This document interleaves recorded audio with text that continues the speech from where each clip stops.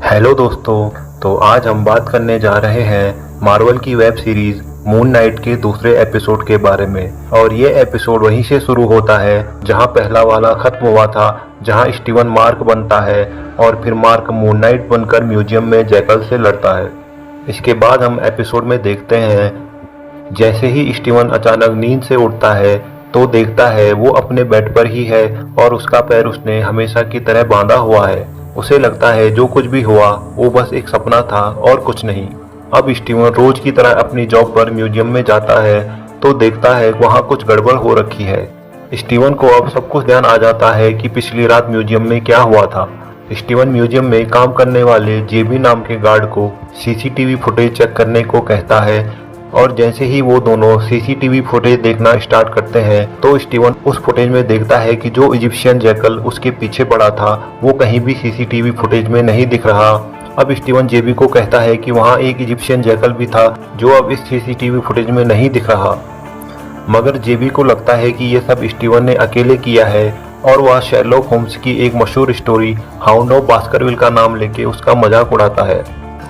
इस इंसिडेंट के बाद म्यूजियम का एचआर स्टीवन के खिलाफ बिना कोई चार्ज लिए स्टीवन को जॉब से निकाल देता है और उसे डॉक्टर से थेरेपी लेने का सुझाव देता है। स्टीवन वहां से निकलकर उसी इंसान के पास जाकर बैठ जाता है जो स्टैचू बनकर पैसे कमाता था।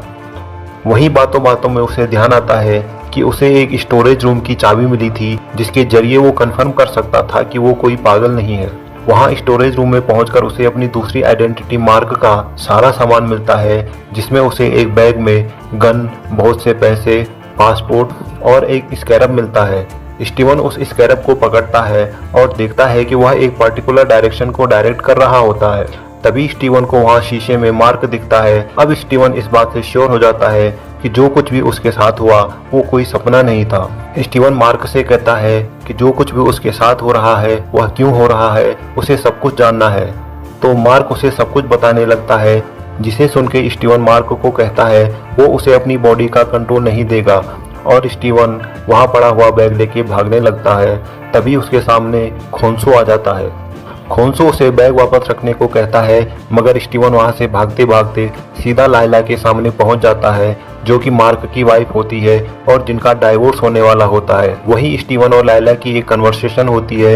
लायला को लग रहा होता है कि वह मार्क है। स्टीवन कहता है कि वह कुछ नहीं जानता, हमारी शादी कब हुई ये सब मुझे नहीं पता क्योंकि वह मार्क नहीं है।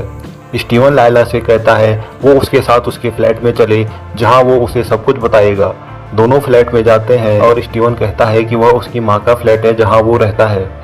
आगे दोनों एक पोयम जो कि फ्रेंच में है साथ में बोलना शुरू करते हैं। इसके बाद जैसे ही स्टीवन लायला को उस बैग में मिला सामान दिखाने वाला होता है तो मार्क स्टीवन को बैग में रखा सामान दिखाने को मना करता है और कहता है कि अगर तुमने ऐसा किया तो you are gonna get her kill. और स्टीवन यह सुन के वहीं पर रुक जाता है मगर लायला स्कैरब को देख लेती है।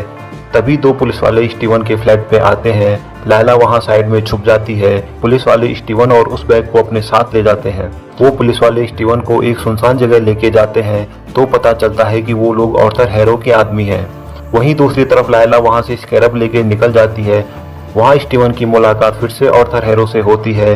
आर्थर को स्टीवन की सारी कंडीशन पता होती है और तभी खोंसू अपीयर होकर स्टीवन को कहता है कि वह आर्थर को मार दे मगर स्टीवन इसके लिए तैयार नहीं होता। आगे चलकर आर्थर हैरो स्टीवन को बताता है कि पहले वो भी खोंसू का अवतार था। आर्थर हैरो स्टीवन से स्कैरब हासिल करने की खातिर उससे काफी अच्छा बिहेव करता है और उसे बताता है कि खोंसू अपना जस्टिस काफी देरी से करता है मगर एमिट कुछ गलत करने से पहले ही उस इंसान को सजा दे देती है। जिसे सुन के स्टीवन आर्थर से कहता है कि अगर कोई बच्चा इन फ्यूचर कोई क्राइम करता है तो क्या उस बच्चे को भी मार दिया जाएगा। आर्थर को समझ आ जाता है कि बिना एमिट की छड़ी यूज किए स्टीवन उसे स्कैरब नहीं देने वाला। तभी लायला वहां आ जाती है और कहती है वह स्कैरब उसके पास है और वह स्टीवन से कहती है जल्दी अपने सूट को पहनो। स्टीवन कुछ समझ नहीं पाता और वो दोनों वहां से भागने लगते हैं। आर्थर अपनी एमिट की छड़ी यूज करके फिर से इजिप्शियन जैकल को स्टीवन के पीछे लगा देता है जो कि आर्थर और स्टीवन को छोड़कर बाकी किसी को नहीं दिखता। स्टीवन जो कि अपनी बॉडी का कंट्रोल मार्क को नहीं देना चाहता इजिप्शियन जैकल से बचने के लिए अपनी बॉडी का कंट्रोल मार्क को दे देता है। मगर स्टीवन और मार्क के कंफ्यूजन के चलते मून नाइट की जगह स्टीवन मिस्टर नाइट में ट्रांसफॉर्म हो जाता है, जिसके पास मून नाइट जैसी पावर्स तो हैं मगर थोड़ी कम है और अंदर से वह अभी भी स्टीवन ही है। यहाँ पर एपिसोड में मार्क और स्टीवन के कन्वर्सेशन में थोड़ा कॉमेडी देखने को मिलती है। फिर मिस्टर नाइट और जैकल की फाइट होती है, जहाँ जैकल मिस्टर नाइट पर थोड़ा भारी पड़ जाता है। इसके बाद मार्क स्टीवन से उस जैकल को मारने के लिए उसकी बॉडी का पूरा कंट्रोल मांगता है और स्टीवन मून नाइट में ट्रांसफॉर्म होकर उस जैकल को मार देता है। मगर इस सब चक्कर में स्कैरब आर्थर हैरो के हाथों में पहुंच जाता है। इसके बाद हम आगे देखते हैं कि बॉडी में होता है मार्क, और मार्क जो शीशे में होता था इस बार उसकी जगह शीशे में स्टीवन होता है। दोनों के बीच काफ़ी बहस होती है, जहां मार्क स्टीवन को बताता है कि बॉडी जिसके पास होती है वही पावरफुल होता है और उसी के पास बॉडी देने या ना देने का कंट्रोल होता है। और स्टीवन को बताता है कि खोंसू लायला को अगला मून नाइट बनाना चाहता है और मैं नहीं चाहता है कि वो ऐसा करे, क्योंकि मैं जो कुछ भी झेल रहा हूँ मैं नहीं चाहता किसी और के साथ ऐसा हो। यहाँ पर खोंसू आकर मार्क को कहता है कि तुमने कहा था कि तुम स्टीवन को कंट्रोल कर लोगे, मगर तुम ऐसा करने में कामयाब नहीं हो सके और तुमने वो सब भी स्टीवन को बता दिया जो नहीं बताना था। मार्क खोंसू को काफ़ी समझाता है और कहता है कि डोंट वरी, हम स्कैरब को ढूंढ लेंगे। और लास्ट में हमें देखने को मिलता है कि मार्क अब इजिप्ट में आ चुका है और यहीं पर एपिसोड खत्म हो जाता है। तो दोस्तों, मून नाइट का ये एपिसोड काफ़ी इंटरेस्टिंग था और नो डाउट कि आने वाले एपिसोड और भी इंटरेस्टिंग होने वाले हैं। तो फिलहाल के लिए इस वीडियो में इतना ही।